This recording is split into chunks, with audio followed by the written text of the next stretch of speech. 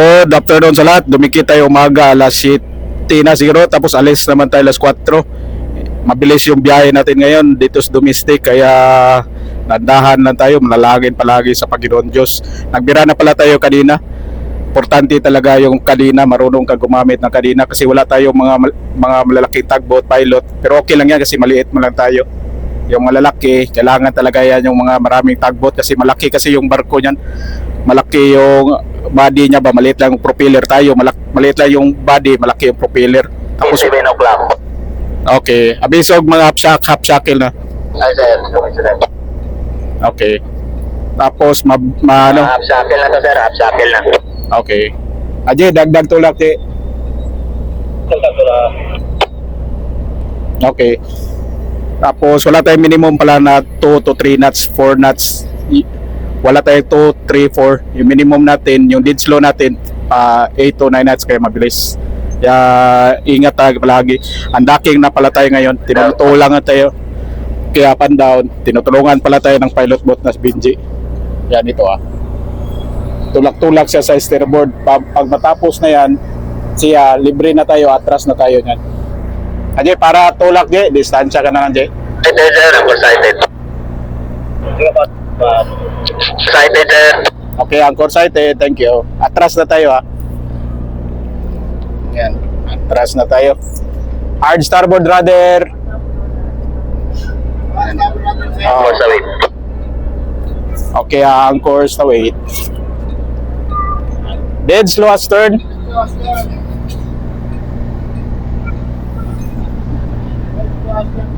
Okay, thank you. Yan, atras tayo ngayon. Monitor lang tayo dito yung speed na mga 3 knots para para natin kasi mabilis kasi itong umatras, mabilis di umabante. Kaya relax lang, tapos presence of mind, manalangin palagi sa Panginoon Diyos. 1.1 tapos focus ka lang sa 180 degrees mo, proa to popa, tapos 90 degrees popa. 1.4 tapos nakatras tayo yun. Okay, yung propeller natin isa lang pala, single screw lang to, right handed. 2 knots, kapag atras yan, gaganyan yung pupa mo, right handed siya, pag mag-atras yan, gaganyan. 2.6, abiso pag 3 knots. Up thrust to port, gamit tayo bow thruster para pang paaling lang. 2.8, midship rudder, stop engine, hard port.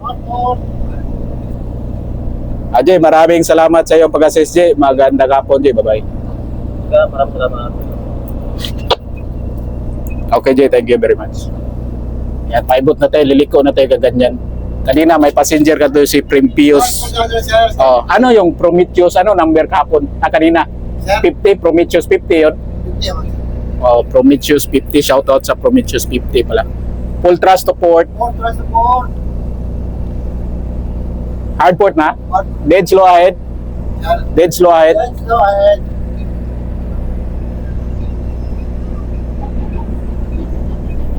Up thrust to port. Stop thrust. Stop thrust. Okay, thank you.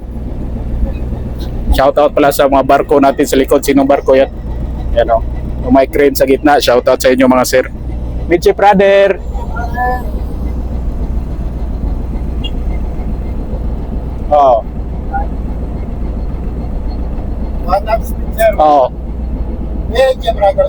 Dead slow ahead Steady.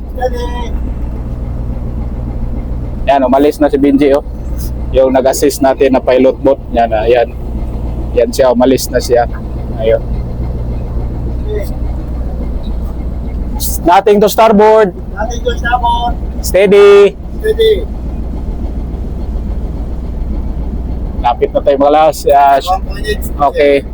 Maraming salamat sa mga follower, viewer natin. Ingat kayo lagi mga sir. Share lang namin to yung mga diskarte namin dito sa domestic na maliliit katulad namin na bali lang to sa experience. Okay, thank you. Bali na to sa experience. Sa simulator may malaking bayad yan. Pero mas malaki yung kaibahan ng simulator tapos sa actual.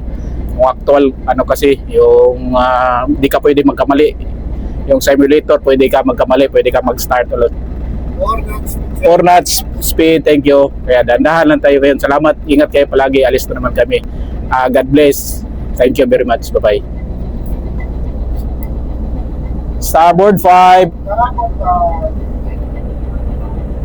Oh. Okay.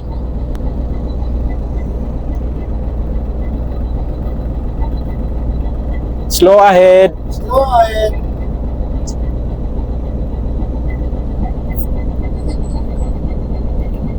Ano na sir, Angkor Wat sir. Okay, para Angkor Wat. Oh. Midships.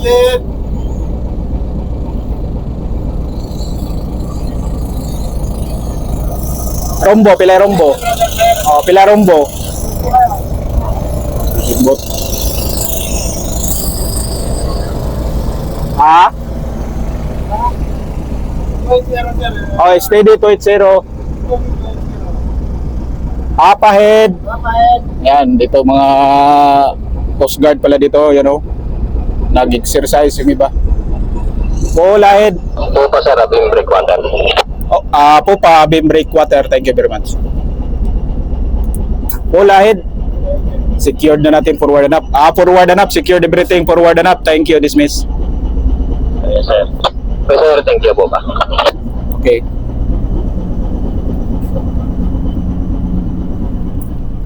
Rang up.